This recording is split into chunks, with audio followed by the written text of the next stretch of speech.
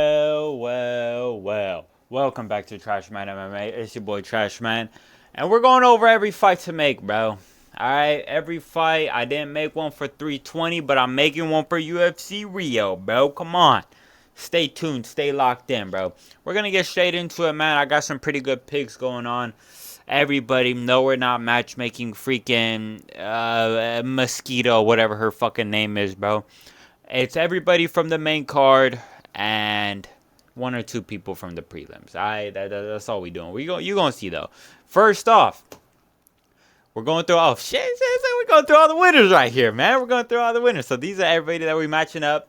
Uh, you see everybody right here, man. You see everybody. You see Charlie, Deivison, yo. But let's get right into it, bro. Charles Oliveira. Now, my boy Charles Oliveira, man, look at him, sensational. Anyways, I think he should fight at the White House. I think he's earned to fight at the White House if this card exists. I'm one of the few people who still don't believe that this card is actually going to happen. They're yapping about it, acting like it is going to happen. They also yapped about Conor McGregor coming back, bro. You just can't trust these UFC motherfuckers, man. You can't trust Dana White, dude. So I don't know if this card is happening, but if it is, Charles Oliveira has done so much in the sport that he does deserve Max Holloway at the White House for his retirement fight, if that is what he wants. People are saying that that's what he was calling for, Max Holloway for his retirement fight, following in the footsteps of my boy Dustin Poirier. Banger of a fight, dude. Banger of a fight. No matter what, dude, I just see Charles Oliveira getting slept. I can't unsee it, dude. I just see Charles Oliveira getting hit with like a 5-punch combination, not knowing what the fuck to do. He said, "I've never seen punches fly this fast at me, bro," and then just getting knocked the fuck out. But Charles Oliveira, man, if this is what he wants, hey, this is what he's gonna get, man. So Max Holloway at the fucking White House, dude. This will be an insane addition to the card. This will probably be like the third title fight. We'd probably have 2 real title fights above this. Shit, maybe even 3. Nah, not 3. They wouldn't give us 4. They wouldn't give us 4 title fights in one card. But this amazing fight, I'm all here for it. Max Holloway should be good by then. I know he's dealing with a broken hand right now, but by the time this card comes around in like June, March or May, whatever, should be good. So Charles Oliveira versus Max Holloway for the BMF belt. Charles Oliveira final fight in the UFC, man. That sounds crazy to say, man. On to the next. We're gonna go over Deivison Figuerdo. Deivison Figuerdo had a extremely boring fight against Montel Jackson, where it was both of their faults, where they both did absolutely nothing. Now, Deivison Figueredo is a little tricky because you can't really match him up against anybody like near him or above him, because he's lost to the people above him, and he's lost to the people, not in the loss, but you know, he just went on a 2-fight loss streak, and he narrowly beat barely ranked Montel Jackson. Montel Jackson wasn't ranked, and he only got ranked because other people got kicked out. So Montel Jackson, barely 15th in the world, had a split decision with him. We're going to jump up a little bit in competition, but not too much. We're going to give Deivison Figueiredo another striker in Vinicius Oliveira, number 12. Now, Vinicius Oliveira is also a sly little fox himself. You know, he's not the best striker, even though, you know, what we might see. And I don't know how his ground game is like. All I know is that I see him on the feet and he looks fucking sloppy as all hell. I still believe Rob Font can beat Vinicius Oliveira. Maybe not, since it seemed the pressure got to Rob Font in that David Martinez fight. So maybe Vinicius Oliveira will take that one. But let's see how he does against a shorter grappler in Deivison Figueiredo. We've seen Deivison Figueiredo just fucking roll up and smoke a taller striker. So let's see if he could do it again. And if he can do it again, then we can start, you know, maybe Henry Cejudo or someone like that, you know. But for now, he's got to face up another up-and-comer. He lost 2 in a row. He's got to bounce back with 2 in a row. 2, 3 in a row. then we can start talking about it. But Deivison Figuerdo versus Vinicius Oliveira, 6 versus number 12. I think it's pretty good. I think it's fair. Vinicius Oliveira also deserves it. But on to the next. Joel Alvarez. Man, what a jump off a fucking cliff, bro. Joel Alvarez had an extremely lackluster performance against Vicente Luque. It was to be expected, though. He was taking the fight on short notice, up a weight class, so you can't really dog on him too much, you know? Can't really dog on him too much. Yeah, he's a big welterweight, and he was already, or a big lightweight, and he was already planning on moving up to welterweight, but still, you gotta give him the benefit of the doubt. So, we're gonna give him not an easy matchup. It's actually a pretty hard matchup in my opinion, but I think he's got it in the bag. We're giving on Puliahi Soriano. Soriano's on like a 3-4 fight win streak in the welterweight division, man. He's kind of on a tear right now, and he just had like an amazing performance against Nikolay Varetnikov like 2 weeks ago or last week, where he just dominated for like fucking 15 minutes. I think that'll be a great addition. I think this will be a great fight. They're both masterful on the feet. They're both dangerous on the ground. We just saw from Soriano that he has a ground game, and he can whoop ass. And Joel Alvarez, obviously, we know Joel Alvarez to be that knockout artist, but he's like Ilya Taptoro, you know. He has bricks in his hands, but at heart, bro, you know, he's a grappler. He's a jiu-jitsu guy. So Joel Alvarez versus Puliahi Soriano. This will be a banger fight. This is literally an epic fucking fight. This is a dope ass fight. That would be, bro. This fight would be fucking sick, dude. This fight's fucking sick. This is, I feel about this fight the same way I felt about Gregory Rodriguez and Paulo Costa fighting each other. That is just like my dream fight. I would love to watch that fight, and same with this. I would love to watch this fight. So hopefully they make it on to the next, man. Mario Pinto. Killing two birds with one stone with this one. Mario Pinto just had an amazing dominant performance over Jonathan Deniz, who actually recently just dropped one to Marcin Tybura. Got one back against Alvin Hines. And here he is again. Hold on. Oh. Dropping another one. Mario Pinto. Kill this bum. Kill this bum, Mario Pinto. Sick him, Pinto. Mario Pinto versus Victor Petrino, another winner on the card. Lower down on the card in the prelim, in the prelims, Victor Petrino. I hate Victor Petrino. I think he's shit. I think he's fat. I think he's undisciplined. I think he's untalented. I don't think he's skilled whatsoever. And I think he's gotten this far strictly off physique and not physique, but simply off. He's Michael Chandler maxing, bro. And think about that. He's Michael Chandler maxing in a division where everybody is Michael Chandler maxing. He's dog. He's shit. And I want Mario Pinto to sleep him or just control him and TKO him just like he did Jonathan Deniz. I think this is a good fight, though. I think it makes sense. Victor Petrino, he's like a light heavyweight. And I think Mario Pinto is like a light heavyweight if he really cuts down. You know what I'm saying? Oh.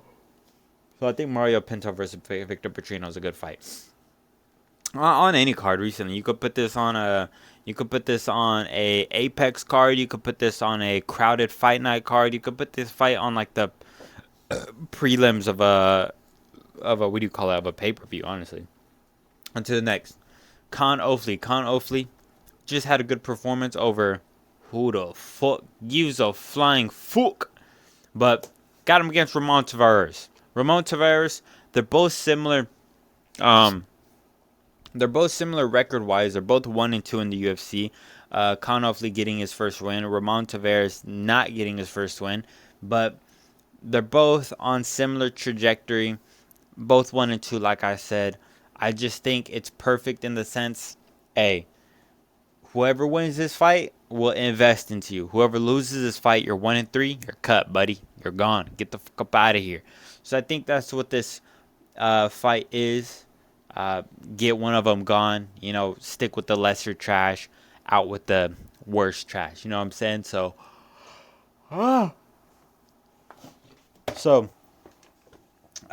Ofley versus Ramon Tavares. good fight. Ramon Taveras isn't that bad. Honestly, I'd prefer to have Ramon Taveras around, but we got to know if he's worthy of sticking around. We can't just have guys around like fucking Tai Tuivasa. Just, oh, they're cool, man. They're cool. So Conor O'Fleet versus Ramon Taveras be pretty good. Pretty good prelim on an Apex Fight Night card. My favorite. On to the next, Michael Aswell Jr., training partner of fucking Joshua Van. That's what this guy will always be known as. But I have him going up against a little bit of a fan favorite, in my opinion. A little bit of a scrapper. Live by the sword, die by the sword kind of guy. Hasn't fought in a little while, it feels like. I have him going up against Billy Q, man. Billy Quarantillo. Always there to scrap. Always there to dog it out. I just think this is a fun fight. Billy Q's on a little bit of an L streak right now. A little bit of I think his last fight he lost to Andre Philly. So, what's better than beating two people in a row who have lost to Andre Philly? And if Michael Aswell wins this one, maybe we can throw him up against Andre Philly. You know what I'm saying? Maybe that's in his future too. But right now, Billy Q has to prove himself a little bit more. He's a chiseled vet in the game. He doesn't have too many wins, not too many losses. He's a chiseled vet. He's been around for a little while. If you guys want to give Michael Aswell immediately to Andre Philly, go ahead. But I believe Andre Philly has a fight. So I think Billy Q is a good alternative for Michael Aswell Jr. On to the next. Rafael Fialho. Rafael Fialho just beat Clayton Carpenter in the first round. With a Kimura. That's my dog. And I think we should give him, I forgot. Jesus Aguilar. We should give him Jesus Aguilar. Two scrappers who are relatively good, despite what their records show. Rafael Fialho's 3-2. I believe Jesus Aguilar is similarly record. In the UFC, doesn't have the best record. I do believe he might be barely breaking evens or even negative, or 4-3 maybe. But they're both similarly in the division, kind of just floating on that outside, waiting to get their opportunity. And I think the winner of this should get like a 16th, 17th ranked spot. Like maybe just outside of the rankings, and maybe they both need one more after this, or maybe they would need one more after this, depending on who it is, Fialho or Aguilar. They would need one more to then get that, all right, see if you want to fight the number 12, 11th, 13th ranked guy. But this is a fun fight. Good on the feet, good on the ground. I don't see many deficiencies being here besides Jesus Aguilar striking. I feel like Fialho has it on the striking just a little bit better than Aguilar. So I give him the edge. But either way, this would be a fucking dog of a fight. I think Jesus Aguilar's pretty small, though. So I think Fialho, I think he's small. What I mean by that is I know Aguilar's small, but I think Fialho has like the reach and height advantage on him. So he might be able to just stick and prod and move around the fence. But he could attack with some submissions too. But on to the next, man. We're going over the losers now. The losers. You see Jonathan Deniz, Vicente Luque, Gamrot. Fuck Montel Jackson. I hate Montel Jackson so much now, bro. I was a fan for like 2 seconds. I was dead ass a fan for like 2 seconds, bro. Fuck you, kid. On to the first, bro. Mateus Gamrot. Now, Mateus Gamrot is tricky as well because, he took a fight on short notice against Charles Oliveira, and he made it to the second round at least. He gets subbed out, bitched out, tap like chicken, we make you tap like chicken, but Charles Oliveira gets him out of there. This is tough, this is tough for Gamrot, and it's tough because now the top of the lightweight division is really getting match made up, and there's absolutely nobody free above him. There's nobody free above him except one person, which under no circumstances under the sun would they ever give Mateus Gamrot, the person above him, who is Paddy Pimblett. There's no shot they're ever giving this guy Paddy Pimblett. But if they don't, which they will not, or if they do, go ahead.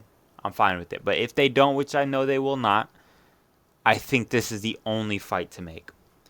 Mateusz Gamrot versus Rafael Fiziev. It's the only fight to make. It makes sense. It's a rematch. Put it in the Apex again, bro. Nobody cares. But it's the rematch that needs to happen. Mateusz Gamrot has, on paper, a win over Rafael Fiziev by fluke knee injury. Used his fucking telekinetic powers to fucking explode Rafael Fiziev's knee. Now Rafael Fiziev pulls out again. Well, not again, but pulls out of his fight against Charles Oliveira with I believe, a knee injury again. So he's going to be looking to sit out a little bit. Mateusz Gamrot, I'm sure he'll be looking to sit out just a little bit. Just a little bit. Not too long. So I think they'll be on similar schedules.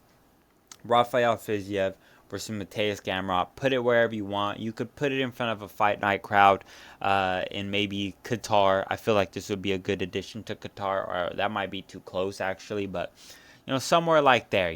Both of these guys are from those regions. So whether it's somewhere in the UK, whether it's somewhere in the stands, you know what I'm saying? The stands. Put it over there. I think it'll be a good fight, a good rematch. On to the next. Montel Jackson, barely ranked 15th, took an L to Deivison Figuerdo, who is extremely high ranked. We got to put him up against another. I forgot if I put him up against a striker or a grappler. Let's find out together. Oh, the winner of Davy Grant and Charles Jourdain. I like this. I like this like I didn't fucking create it. This fight's actually taking place this weekend at the RDR and Brendan Allen card. So they'll be on extremely similar schedules. Now I do believe Davy Grant's taking this one. But Charles Jourdain, I think he'll deserve it if he wins. He's lost 2, but one was against Sean Woodson up a weight class, and the other one was to John Silva, also up a weight class. He since came down, got a guillotine finish. And Davy Grant is on like a 6 fucking fight win streak, bro. This kid's fucking crazy. He just beat the guy that Montel Jackson also beat, Damon Blackshear. Hey, I think this is a good fight. I think both guys deserve it. And Charles Jourdain isn't too deserving, but if he beats Davy Grant, a fucking crazy contender right now, then I think that'll boost his stock a lot. And he'll definitely deserve that barely ranked 15th spot of Montel Jackson. And it doesn't even really have to be Montel Jackson. It's just whoever is holding that 15th ranked should take on the winner of Davy Grant and Charles Jourdain. Let me know if you guys agree. On to the next one. Vicente Luque dropped one to Joe Alvarez. And I think the only fight, just rebook this, bro. Just rebook it. I mean, honestly, I was trying to matchmake Vicente Luque, but if it's not an unk, it just looks bad. If it's not an unk, I don't like Vicente Luque's chances at all if it's not an unk. You know what I'm saying? If it's not an old head like himself, I was going to put him up against Michael Chiesa, but I looked back in the heyday, back in the fucking archaeology textbooks with dirt all over him. I saw that Vicente Luque already fought Michael Chiesa, won by fucking, I think, Darce choke maybe, or guillotine, maybe Anaconda, some bullshit like that. So you can't really do that. And the only old head left is Santiago Ponzinibbio. So just rebook this, bro. Nobody's losing sleep, bro. This is a nice filler shit break fight. So Vicente Luque versus Santiago Ponzinibbio. Make it. Book it now. And here this brings us to our last fight. Our last fighter of the day. Jonathan Diniz. It's an interesting guy. He's lost 2 out of his last 3.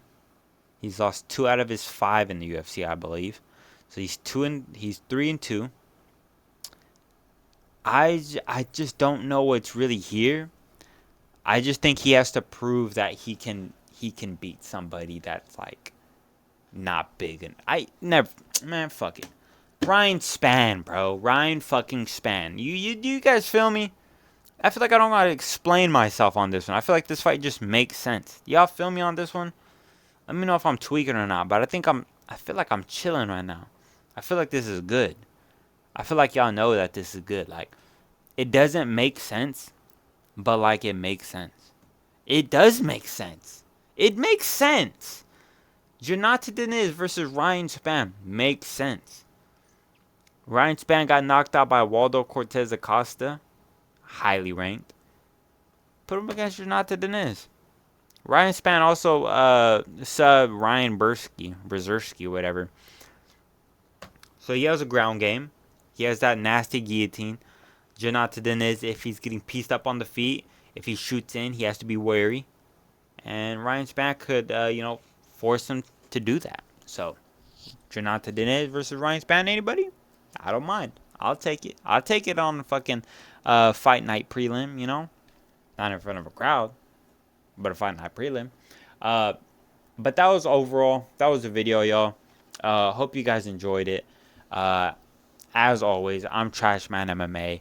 If you like the video, like it, comment, subscribe if you're new, man. Appreciate all the love. Appreciate all the views. Appreciate all the support. And I'll catch y'all in a video tomorrow where I will be dropping my prediction video for RDR and Brendan Allen. I already have the whole video done. I have all my picks set except for the main event. Well, I have my main event pick locked in as well. I just got to do a little bit more research on the main event, and I'll be good to go to drop that sometime around this time tomorrow. So, catch you on the next one, man. Deuces.